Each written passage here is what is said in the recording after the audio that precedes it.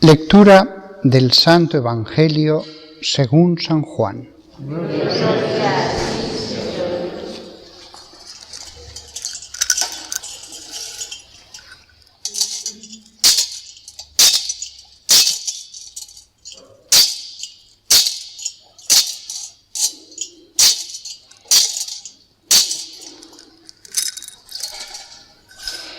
Al anochecer de aquel día, el primero de la semana, estaban los discípulos en una casa, con las puertas cerradas por miedo a los judíos.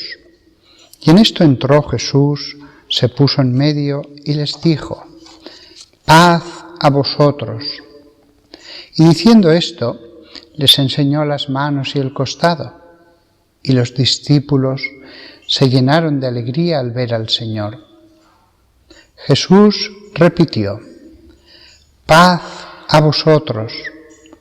Como el Padre me ha enviado, así también os envío yo». Y dicho esto, sopló sobre ellos y les dijo: «Recibid el Espíritu Santo. A quienes les perdonéis los pecados, les quedan perdonados. A quienes se los retengáis, les quedan retenidos». Tomás, uno de los 12, llamado el Mellizo, no estaba con ellos cuando vino Jesús. Y los otros discípulos le decían: «Hemos visto al Señor». Pero él les contestó: «Si no veo en sus manos la señal de los clavos, si no meto el dedo en el agujero de los clavos y no meto la mano en su costado, no lo creo». A los 8 días estaban otra vez dentro los discípulos y Tomás con ellos. Llegó Jesús estando cerradas las puertas, se puso en medio y dijo: «Paz a vosotros». Luego dijo a Tomás: «Trae tu dedo, aquí tienes mis manos. Trae tu mano y métela en mi costado. Y no seas incrédulo, sino creyente». Contestó Tomás: «Señor mío y Dios mío». Jesús le dijo: «Porque me has visto, has creído. Bienaventurados los que crean sin haber visto».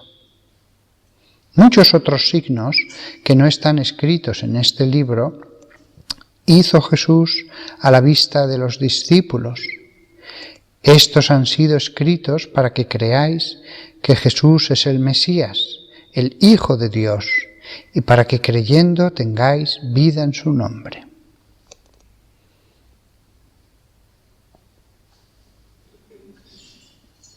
Palabra del Señor. Gloria al Señor Jesús, cantor nuestro delicta.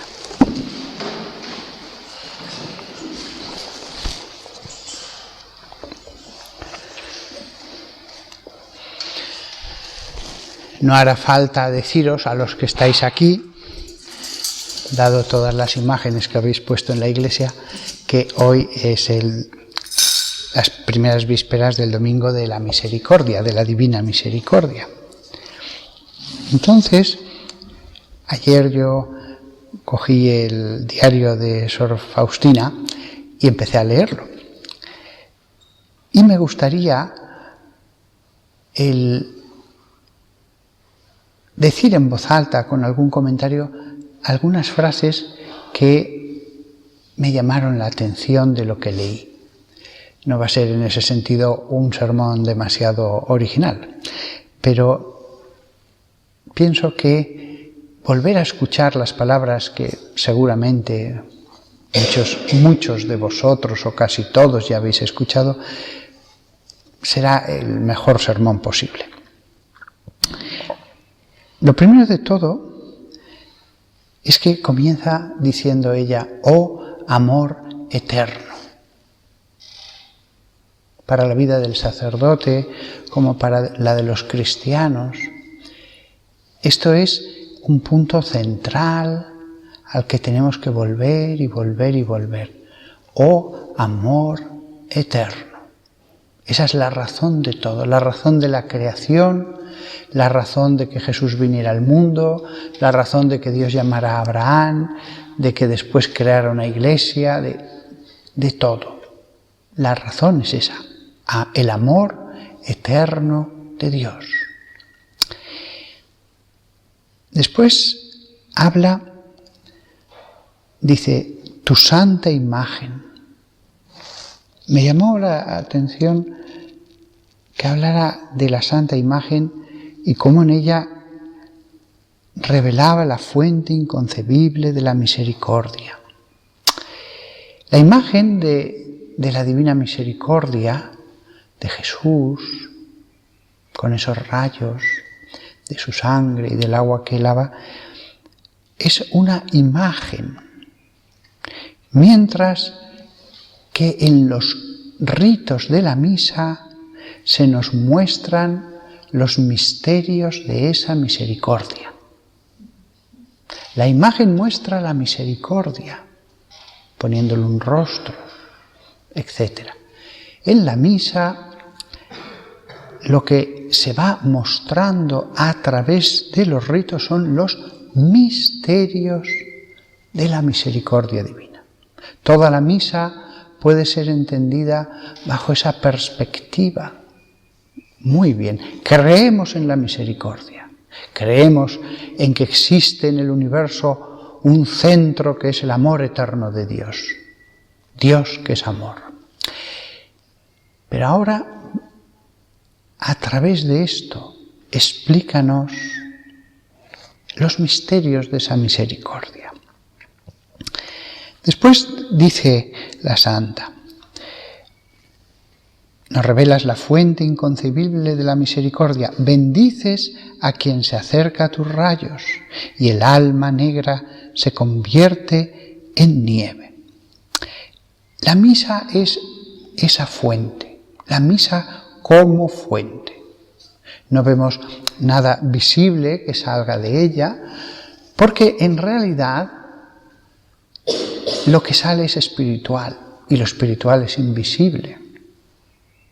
Vemos a veces en los efectos especiales, en un escenario, como sale un humo, hay una máquina pero es solamente humo. O pueden hacer efectos especiales con luces, es solamente luz. Es lo visible y no hay nada más detrás. En la misa es al revés. No sale nada extraordinario visible, ni humos ni luces. Es un efecto espiritual. Y después no importa cómo uno esté, el alma negra se convierte en nieve, esté uno en la situación que esté.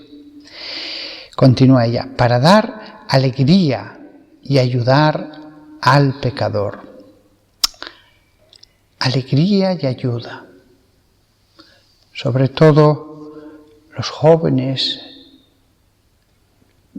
pueden ser engañados por la vanidad del mundo, no piensan que la alegría y la ayuda al pecador y a todos pueda estar en esa fuente, en la misa.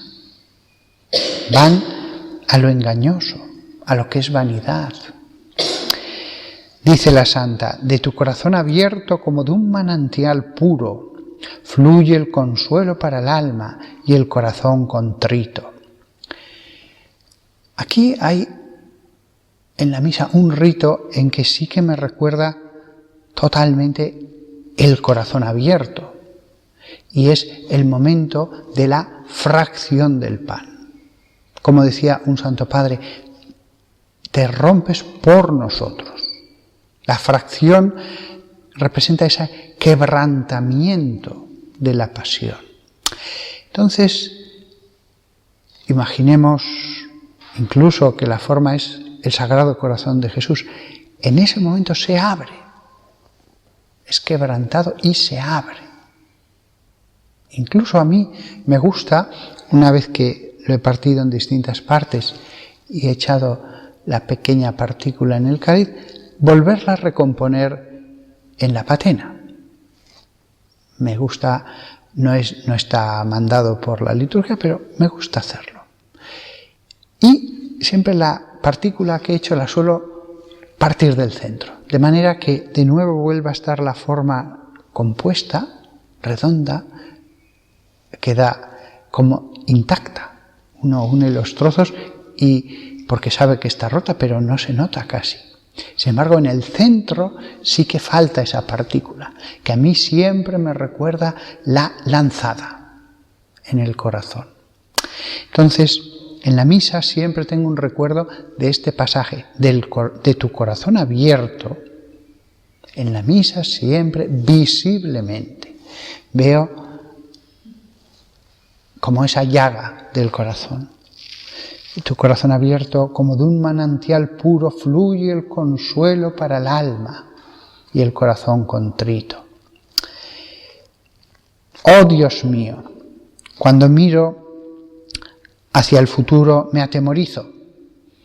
Pero ¿por qué sumergirme en el futuro? Para mí solamente el momento actual es de gran valor, ya que quizá el futuro nunca llegue a mi alma. Esto es una gran enseñanza que la he estado meditando hoy a lo largo del día. Si pensamos todo lo que nos puede ocurrir en el futuro, miseria, que nos quedemos solos, pero completamente solos, la enfermedad, y os aseguro que hay un catálogo en el que uno dice, ¿pero qué haré si pasa esto? Cuando miro hacia el futuro, dice Sor Faustina, me atemorizo. ¿Pero por qué sumergirme en el futuro? Para mí, solamente el momento actual es de gran valor. Lo que tenemos en nuestra alma es el ahora. Nos podemos atemorizar con todo, todas las posibilidades, pero lo que tenemos es el ahora. Y después continúa ella. El tiempo que ha pasado no está en mi poder. No está en mi poder cambiar, corregir o agregar. No pudo hacerlo ningún sabio ni profeta, así que debo confiar a Dios lo que pertenece al pasado. El pasado ya ha escapado de nuestras manos. No está en nuestras manos. Así que ya solamente podemos confiarlo a Dios, abandonarlo en Dios. El pasado no lo podemos ya cambiar, pero tenemos el presente como un tesoro divino que se nos da. Nadie debe vivir aplastado por la idea del pasado. Nadie debe vivir oprimido por cualquier cosa del pasado. Lo que tenemos es que darnos cuenta del regalo del presente. Continúa ella, oh momento actual, tú me perteneces por completo, deseo aprovecharte cuanto pueda. Y aunque soy débil y pequeña, me concedes la gracia de tu omnipotencia. Esto es una cosa que yo en la misa sí que lo siento. La omnipotencia de Dios y su santidad. Así, si hubiera sido testigo como Pedro o Bartolomé o Tomás de la resurrección de Cristo, lo diría, lo vi con mis ojos. No puedo decirlo porque no lo he visto, pero sí que soy testigo, puedo dar testimonio de sentir esa omnipotencia y esa santidad en la misa, aunque no haya visto nunca nada, nunca he visto nada. La santidad de Dios en los misterios del santo sacrificio. Continúa, Jesús, acompáñame en cada momento y ningún temor invadirá mi corazón. El otro pasaje ya de más adelante que me quería fijar, y les gustará a las religiosas del convento porque se sentirán identificadas en algún momento con esto, es que Sor Faustina en un momento dado había tomado la decisión de ir a un convento más estricto, A pesar de que ella cuenta en el diario que al entrar en el convento, Jesús, de un modo extraordinario, le había dicho que la quería allí, exactamente allí. Pero ella pensaba que no, que tenía que ir a uno más estricto. Y la noche que estaba en la celda y que tomó la decisión a la mañana siguiente de comunicarlo a sus superiores su decisión, dice ella en el diario: en mi celda se hizo luz y en la cortina vi el rostro muy dolorido del Señor Jesús. Había llagas abiertas en todo el rostro y 2 grandes lágrimas caían en la cama. Sin saber lo que todo esto significaba, pregunté a Jesús: Jesús, ¿quién te ha causado tanto dolor? Y Jesús contestó: tú me vas a herir dolorosamente si sales de este convento. Te llamé aquí y no a otro lugar, y te tengo preparadas muchas gracias. Enseguida Sor Faustina pidió perdón. Pero aquí sacamos una enseñanza, y es que hay que tomarse muy en serio el hacer la voluntad de Dios. Ella quería salir para ir a un convento más estricto, y sin embargo lo ve con tantísimo dolor y le pregunta: ¿quién te ha hecho eso? Y le dice: tú, te llamé aquí. Lo mismo puede decir cada religiosa. No voy a decir que haya hecho ya los votos solemnes, no. Cada religiosa que ha discernido cuál es la voluntad de Dios, incluso aunque esté todavía en el postulantado. La importancia de la voluntad de Dios tenemos que tomarla muy en serio.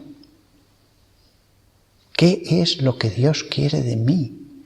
No le da lo mismo. Él dice: te llamé aquí. Después cuenta en el diario: durante la toma de hábito, Dios me dio a conocer lo mucho que iba a sufrir. Vi claramente a qué me estaba comprometiendo. Fue un minuto de ese sufrimiento. Dios después volvió a colmar mi alma con muchos consuelos. Fijaos, durante la toma de hábito, dice: Dios me dio a conocer lo mucho que iba a sufrir. Podemos pensar, la vida religiosa es un camino entre azucenas, éxtasis, revelaciones, iba a decir rosas, y lirios. Dios me dio a conocer lo mucho que iba a sufrir. Lo importante es la voluntad de Dios. Y aunque este es un texto de una religiosa, que yo en el sermón lo dirijo directamente a las religiosas, la importancia de la voluntad de Dios es incluso para un niño o para una casada, porque hay una voluntad de Dios para esa persona. Después continúa más adelante en su diario: al final del primer año de noviciado, en mi alma empezó a oscurecer. No sentía ningún consuelo en la oración. La meditación venía con gran esfuerzo. El miedo empezó a apoderarse de mí. Y fijaos que esto no fue breve, porque más adelante dice: pasaron casi 6 meses y el estado de mi alma no cambió nada. Muchas veces en el fervor de la oración hay gente que dice: sí, sí, Señor, yo estoy dispuesto a sufrir, con tal que sea poco rato. 6 meses de este tormento. Dice Sor Faustina: me sentí despojada completamente de las fuerzas físicas. Caí al suelo, la desesperación se apoderó de toda mi alma. Sufrí realmente las penas infernales, que no difieren en nada de las del infierno. La religiosa en su celda puede experimentar la amargura del infierno. la amargura de los condenados, esa falta de esperanza. Pero lo importante es la voluntad de Dios. No hay remedio. No se le apareció un ángel y dijo, haz esto y ya todo se acaba. No. Después continúa Sor Faustina. Jesús, confío en ti contra toda esperanza, contra todo sentimiento que está dentro de mí y es contrario a la esperanza. Haz conmigo lo que quieras. No me alejaré de ti, porque tú eres la fuente de mi vida. ¿Puede un laico decir esto totalmente? Sí, lo mismo. Después dice Sor Faustina, lo terrible que es ese tormento del alma, solamente lo puede entender quien experimentó momentos semejantes. Aquí tenemos un ramillete de religiosas, cada una podría contar su guerra espiritual, sus batallas. Cada historia es apasionante. Si viviéramos en el siglo XII, le diría, escríbalo a alguna de ellas. Pero ahora tenemos ya centenares de historias que por obediencia han contado en todas las órdenes posibles. Es una guerra espiritual. ¿Cuántas historias tenemos? Aunque solamente unas pocas hayan llegado a la fama y sean conocidas en todas partes. Después dice que tuvo un día de consuelo muy grande y escribe, sin embargo eso duró apenas un día, como si el infierno se hubiera conjurado contra mí, un gran odio empezó a irrumpir en mi alma, el odio hacia todo lo santo y divino. Así que, fijaos qué interesante es la vida espiritual. Si uno se entrega totalmente, puede pasar esto. Si uno se entrega totalmente, el que se entrega muy poco, Dios le va a poner muy pequeñas pruebas. Pero el que se entregue radicalmente beberá más o menos del cáliz del Señor. Jesús un día se le aparece y le dice que le pida a la superiora llevar cilicio, pero ella se lo negó y después dice que vio a Jesús más tarde y dice, entonces Jesús me dijo, estuve aquí durante la conversación con la superiora y sé todo. No exijo tus mortificaciones, sino la obediencia. Con ella me das una gran gloria y adquieres méritos para ti. No exijo tus mortificaciones, sino la obediencia. En el caso del convento, todo hay que decirlo, pero la vida es sencilla, la obediencia. En el caso de los laicos del mundo, la obediencia, pues, al sacerdote en la parroquia, al obispo en la diócesis, al papa en la Iglesia Universal. Una vez Sor Faustina tuvo una visión. Cuando crucé el umbral de la capilla, las superioras, las hermanas y las alumnas, e incluso los padres, empezaron a golpearme con lo que podían. Así que, queriendo o no, tuve que subir rápido al lugar destinado en el altar. En aquel momento, una felicidad inconcebible inundó mi alma. Fijaos la visión que le dio Dios. Le golpean todos. La superiora, las hermanas, hasta los sacerdotes que confesaban, celebraban misa, etc. Yo recuerdo un chico joven, siempre había luchado por hacer oración, por la santidad, y decía que, sobre todo, en un momento de su vida, dijo, es que me sentía como una de esas cosas que hay en los gimnasios para los que practican boxeo, que no hacen más que darles golpes. Es que decía, todo el mundo me daba golpes. Es verdad, es verdad. Hay personas que Dios permite esta prueba. Otros tienen caracteres más difíciles, sin embargo, no les pasan tantas cosas, alguna. Y sin embargo, Dios permite que algunas personas beban del cáliz del sufrimiento de un modo notable.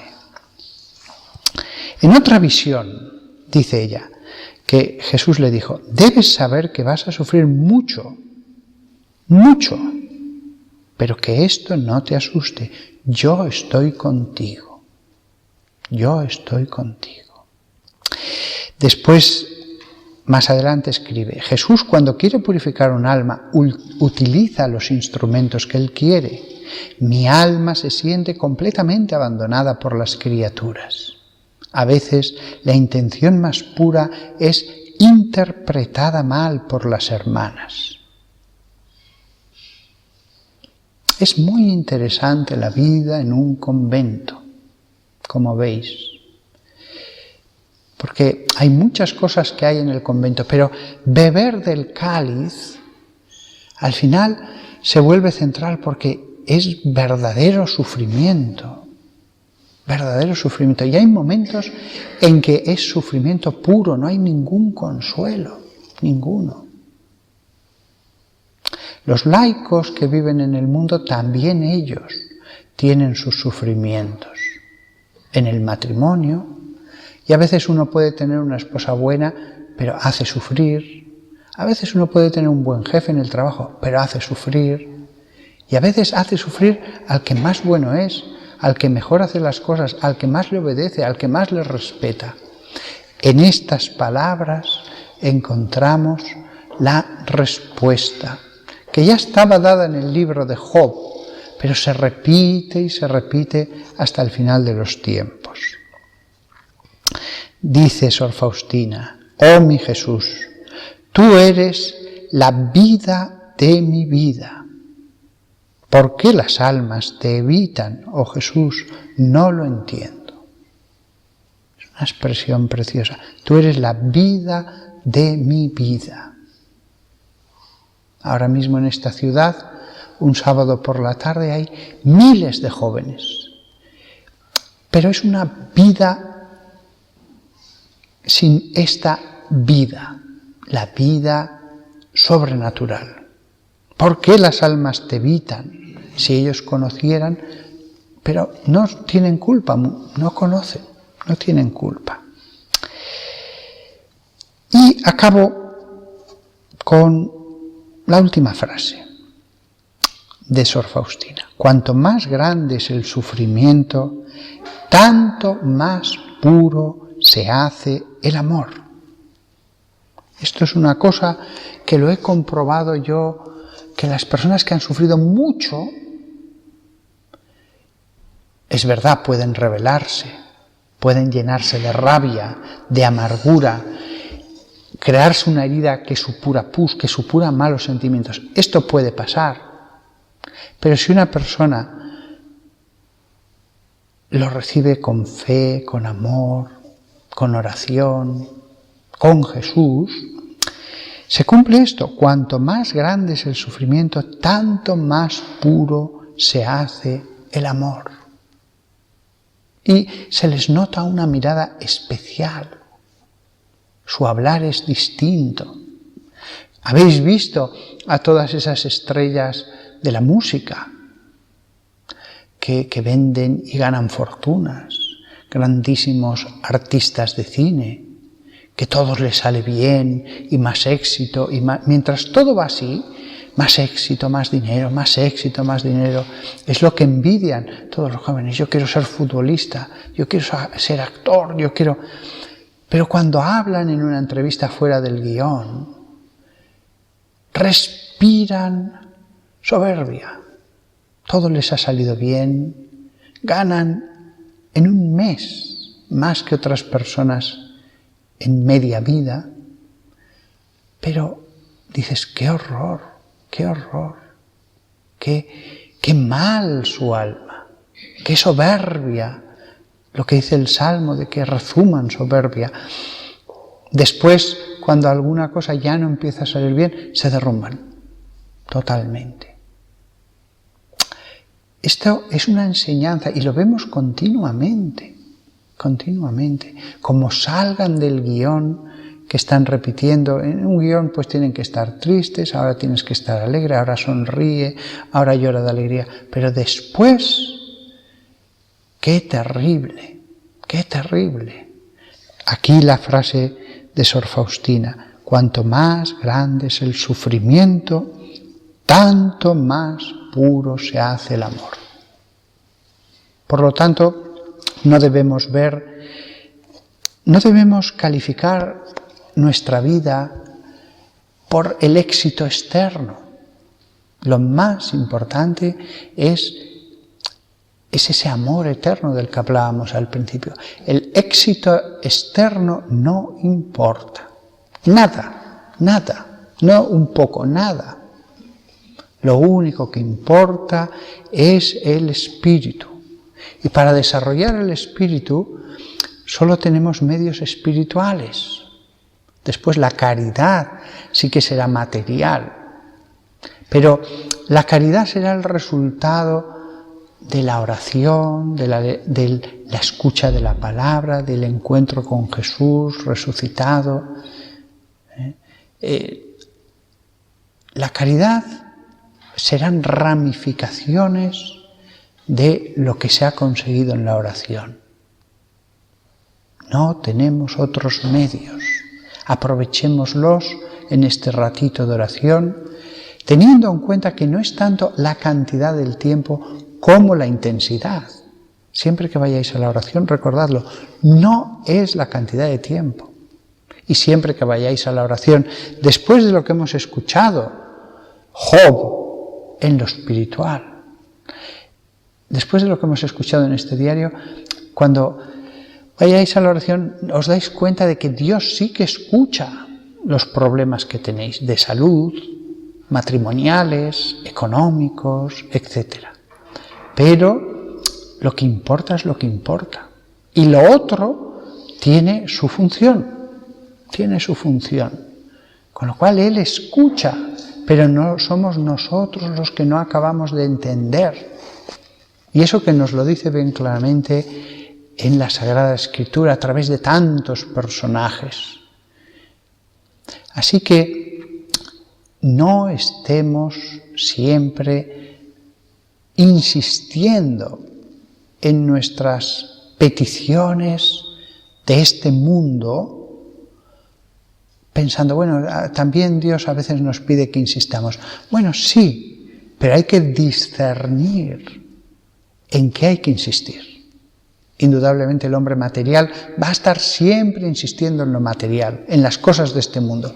Y el hombre espiritual va a estar insistiendo en lo espiritual, en recibir más amor de Dios para amarle más.